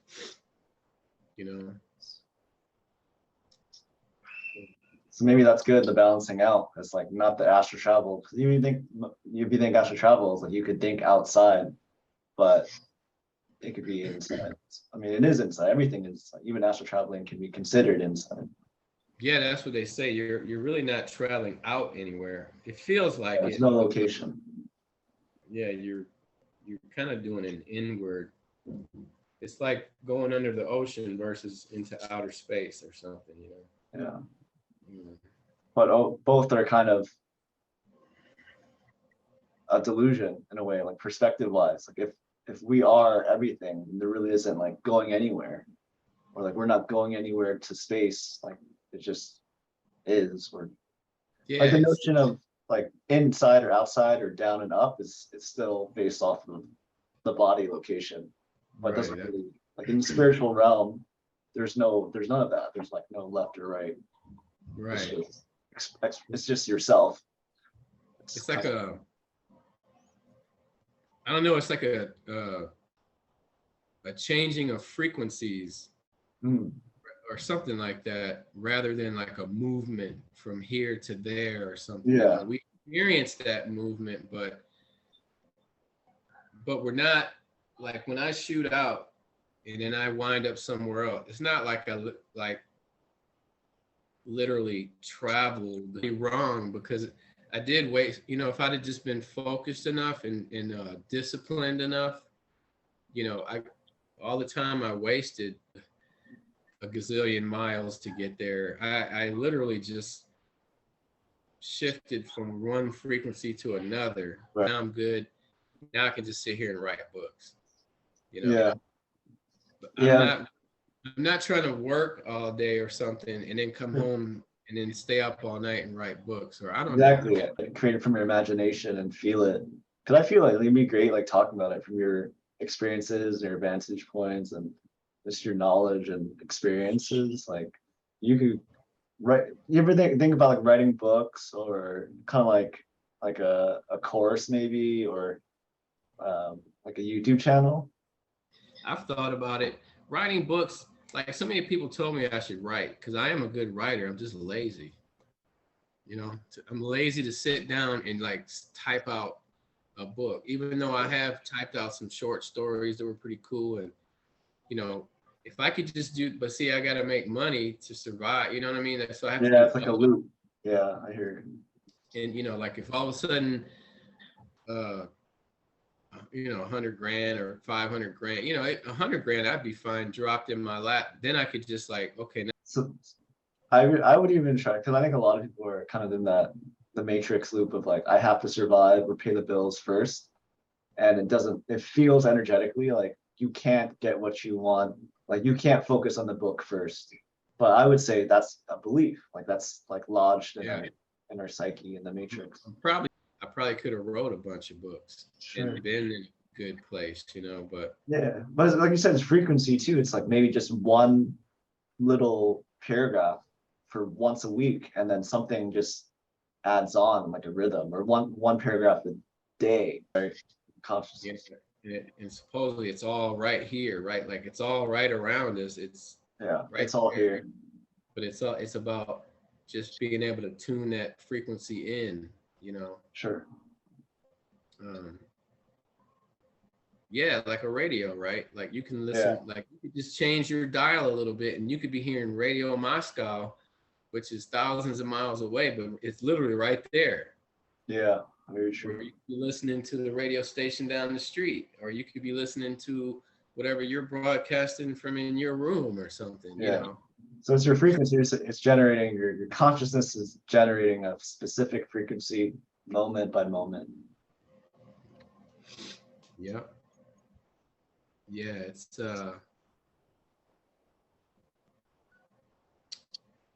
really something, man.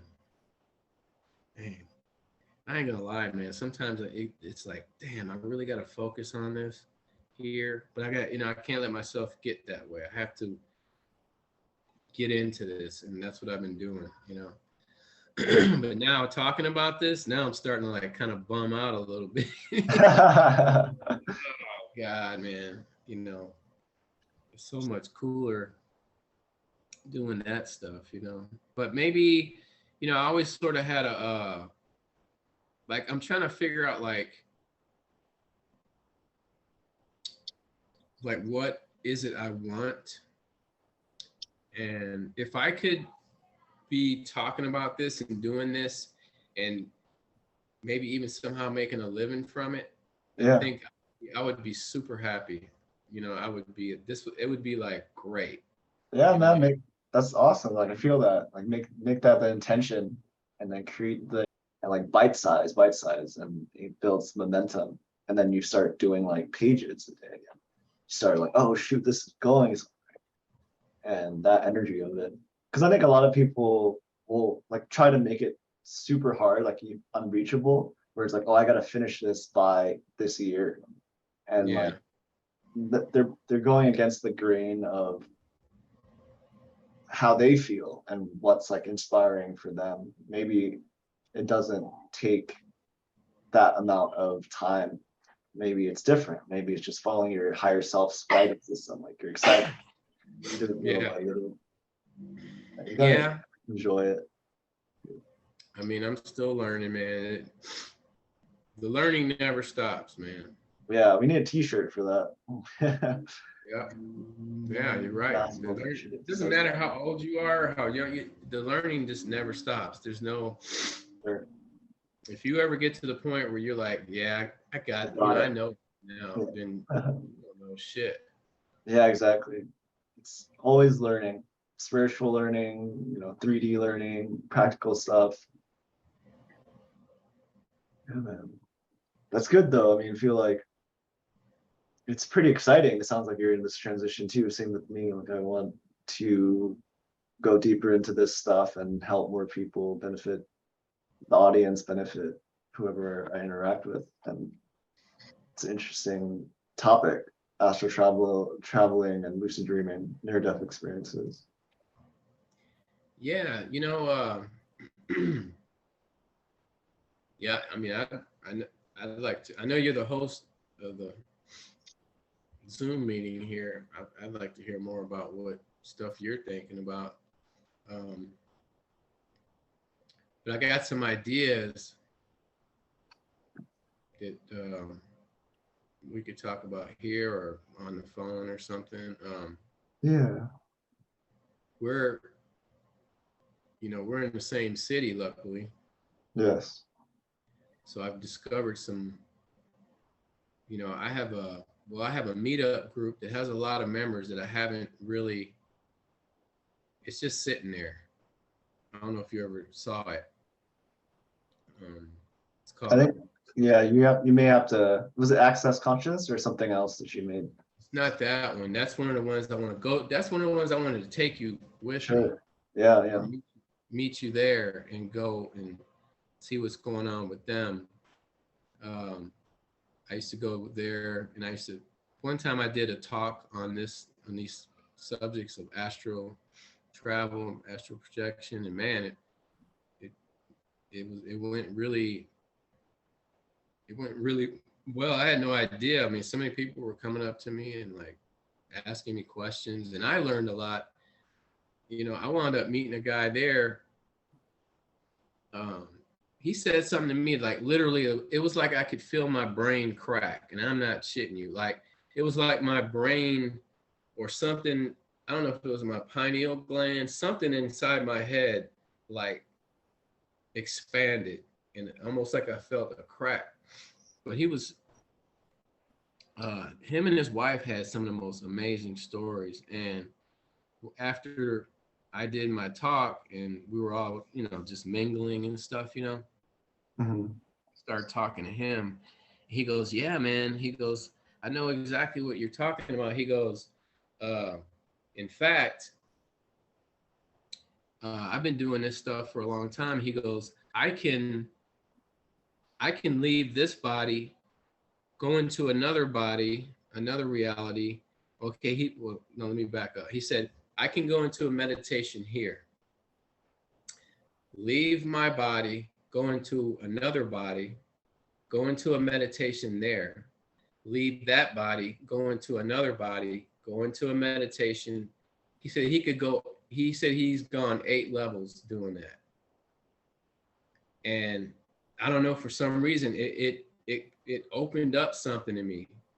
Like I could feel it, and I had never done that at the time. There was so many things I hadn't done yet at that time. But I wound up doing what he did. I wound up leaving this body, going into another body, leaving that body. I think at the most I've done it three different, from this body to another body to another body, like 3 different bodies. So he wasn't bullshitting, I had never done it before at that time, and I totally believed him. I had no reason not to. I just hadn't done it myself. But now I know for sure what he was talking about. And it sounds like deep training, which is nice. Yeah, it's definitely topics we could definitely talk about maybe in the future with these video collaborations, or maybe just on the phone, whatever it is. And yeah, we can, if you have equipment, maybe we could do something, maybe not Zoom, but kind of like something along the lines with like microphones and audios. But yeah, that's also a project. Like I'm kind of getting situated here in Vegas as well too. So we'll see, like in the 5-10 years. I feel like I don't know. I mean, it feels more, and I'm more inclined to live here in the long term, but I feel like it's still good to just, even if it's just 1 year or 2 years, that you build the community here in Vegas. Like, and I love this way. I love, like, there's a thunderstorm yesterday. It was really cool. So Yeah, definitely, a lot of people with different, it gets tricky. Yeah. I kind of wanted to do something in, this girl, she got upset with me because she felt like I was discriminating. And it's not that I was discriminating, but I wanted to have a group that was either already at a certain level and had experienced things, or was mentally, even if they hadn't experienced those things, was mental, like really wanted to. you know, and they weren't going to get in the way with all their ego stuff and all of their, oh, that's not possible, and all of that stupid stuff. I was really going to weed it out. Like, I'd rather have like 5 good people Yeah. that are sort of on the right level. Yeah.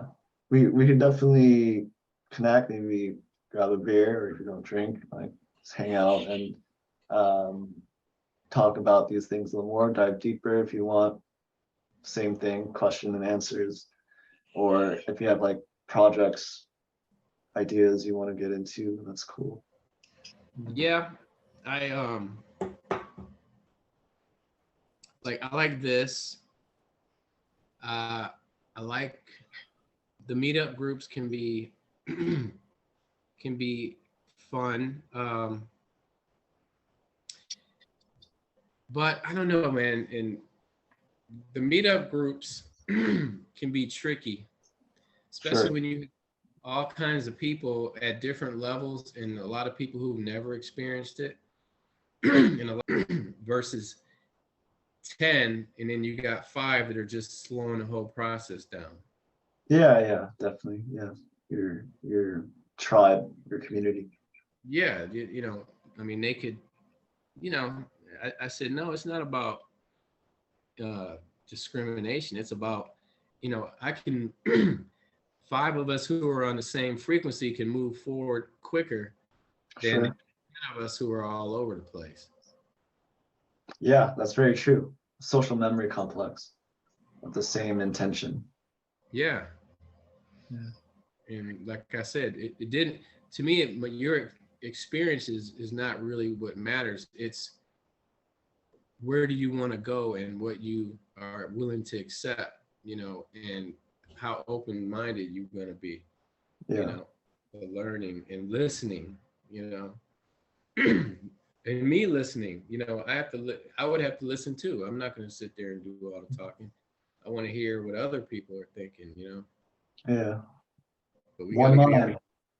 huh? One mind, like kind of removing the filters. One mind, Yes, almost like as close telepathy. to that as possible. Yeah.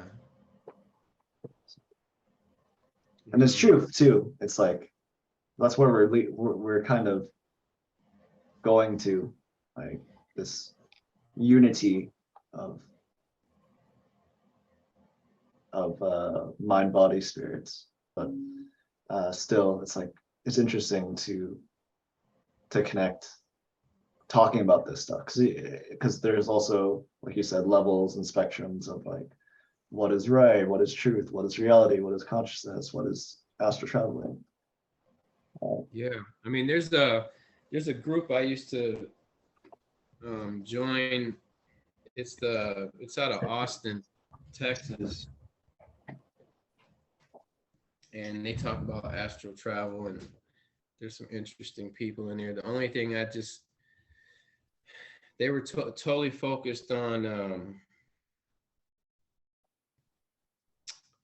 what's his name? Was it Moody or the Monroe Institute? Robert Monroe, Dr. Robert Monroe. Are you familiar? I think you mentioned that to me. I never really got into it. It's like it's brain training or mind training. Well, yeah, they had an institute in Virginia. They work with the CIA and everything. I mean, they were like, you know, uh, Tom Campbell. Is it teacher? Teacher of He's a physicist, sure. but he wrote that book, My Big Toe. Oh, okay. Theory of It means the theory of everything, Mhm. and like they've been studying this stuff for years, man. They you know they have a lot of information now. The thing is impressive as what they've done. I just don't feel that that's the only reality. That's the only, because I think like we all experience different things and there's all these different realities. So even though they mapped out a lot of stuff and studied and did all this stuff, the problem I had with this group I was joining was it was almost like they were treating it a little like a religion. Like they were only studying Robert Monroe's book, and like all their subjects were coming out of his book, Yeah. his stuff. And I was like, man, this is cool, and I'm learning, but this isn't all of it. This Sure, isn't sure. the Yeah. thing. It's like academia. It's like there's so much variety. I think that's what's best about groups that are open-minded and people that are open-minded, is that there's so much resources you could use, and books and teachers, that if it's just one, like even Scientology or something, or Jehovah's Witness or Christianity, is like there's only one right way. Like that's when I know it's like I can't really have a discussion with these people that only think in those terms, like one way fits. Yeah, and I noticed, like when I was joining, and they were good people. They were cool. They had some interesting stuff. The funny thing was the guy that was hosting the group, and that's okay, but he had been trying forever to astral project and never was successful, at least not consciously. Um, so I was kind of like, I don't know. I was fighting with it. I was like, well, is he really the best guy? Not that I want it to be, but I don't know. It's like it's trying to teach a person how to build a car engine, but you never built one. Yeah. You know, like I Learning guess you curve. could do that, you know, but it just adds more credibility in a way to me. Like if you're gonna teach me how to build an engine, like at least if I say, hey, how many engines have you built? And you go like 20. I'm like, oh, you know your stuff. But if I go, how many engines have you built? And you go, I've never built an engine before. And I'm like, okay, and you're teaching me. All right, well, I guess it's possible, you know. I So you don't know. think so the guy that you met in Monroe Institute or meetup was like that? Like, is that what you're saying? Like, I'm not too clear on the guy. Like, who's the guy that you're talking about? He was a great guy. They had been trying. There was like about 3 or 4 of them that Yeah. were friends, and they had been trying to astral project for like years. Hmm. I mean, it was taking them like years to scratch the surface of what I had already done in like no time, you know. And I don't know, maybe it was just, maybe I'm just, I don't know, can't really explain it, Yeah. but But you they get were it. they were really impressed with what I was able to do and talk about. And you know, they even said that they wouldn't have even got as far as they got if they wouldn't have talked to me at some point, you know. Yeah. um they were really impressed. I didn't even know. They just told me once during the meeting. They were like, Ronnie, man, you just don't know. You sent us on a whole journey. And I was like, really? Because I hadn't talked to them in years, you know. And they were like, yeah, you know, we were able to. They had this like a 90-day thing that they would do where they would try these different things for like 90 days. I can't remember what it was called, um, but it took them a long time just to even have just a like a basic experience, you know. And I don't know why. I don't know what they were doing wrong. I didn't get into that, you know. Hmm. But it took them like a long time just to have some, and some of them still didn't even, like they tried for like 90 days and had no success. Some of them had no success, you know. And that, with, you know, there's other people I know out there that are teaching it, and they say they're able to get people to have success pretty quickly as long as they follow these certain steps, you know. Cool. But sometimes you know, you don't know what's going on in a person's mind, so you don't know how they're blocking it, Sure. you know. There's all these different variables, you know. Mhm. So it's not like I look at a person and go, oh, you suck because you can't. No, I don't know, you know, what the reason is. Maybe your higher power doesn't want you to do this stuff at all because they know you're not mentally ready for it or something, you know. Possible. Yeah. Because it is really some powerful stuff, you know. Sure. It's not, yeah, we could definitely go into that more often. But yeah, I do feel like this is a nice completion with this session, and it was great talking to you as always, Ronnie, and it's great having you on Navigating the Hologram. Get bits and pieces of the content we finally said we were going to do, and we did it. So Yeah, we did, man. It's good start, you know. yeah, Yeah, this is a good spot to get ready to wrap it up because I gotta piss like crazy. yeah. I Sure. Well, gotta pee like crazy. Last words. I don't know if anybody gets to see this and is really interested. I don't know. I mean, feel free to get in touch with us as far as contact information or contact you. right. Yeah, I could. Yeah, let's keep it open. Like if anyone's interested, they could DM, direct message me, or email me, ronnie@gmail.com, or if Ronnie, you could give them your email if you want. If not, I could just be the messenger. Yeah, I'm at supposed to be spelled mybodyvibrates at gmail.com. Sleep paralysis. What is this one? Yeah, it's sleep paralysis 11 at gmail.com. So any of those you can. Okay. Yeah. But man, I'm telling you, I run into people that were like so advanced, in that group I was talking about, they were so advanced, they ghosted that group because they were like, this, they were saying stuff that was blowing my mind, but then I never saw them again, So there's a lot of people out there really doing some wild stuff. So yeah, man, I'd like to continue with this and grow it, Yeah, reconnect.